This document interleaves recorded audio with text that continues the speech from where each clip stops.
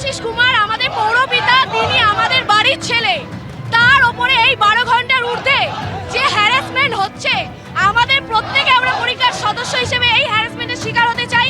তাই আমরা প্রত্যেকে দেবাশিস কুমার, কেন্দ্রীয় এজেন্সি আমাদের প্রত্যেকের ঘরে ঘরে ঢুকুক, কারণ আমরা একটা কমিউনিটি, আমরা যৌথ পরিবার, আমাদের প্রত্যেককেই ফেস করতে হবে এই হ্যারাসমেন্ট। আমাদের সাথে এই হ্যারাসমেন্ট হোক, আমরা চাই।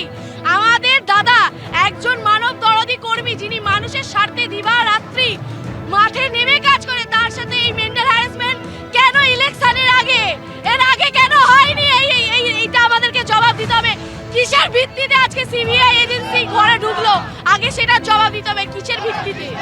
তারা বলছে যে হেনস্থা করা হচ্ছে এবং তার পরিপ্রেক্ষিতেই তারা কিন্তু একেবারে দেবাশিস কুমারের বাড়ির বাইরে তারা বসে পড়েছেন এবং বসে বিক্ষোভ দেখাচ্ছেন এবং এজেন্সির বিরুদ্ধে তাদের যে ক্ষোভ, সেই ক্ষোভ তারা উগড়ে দিচ্ছেন এবং তারা এখানে কিন্তু বিক্ষোভ দেখাচ্ছেন। কেউ একেবারে দেবাশিস কুমারের মুখোশ পরে রয়েছেন এবং দেবাশিস কুমারের মুখোশ হাতে নিয়ে কেউ বা পরে রয়েছেন।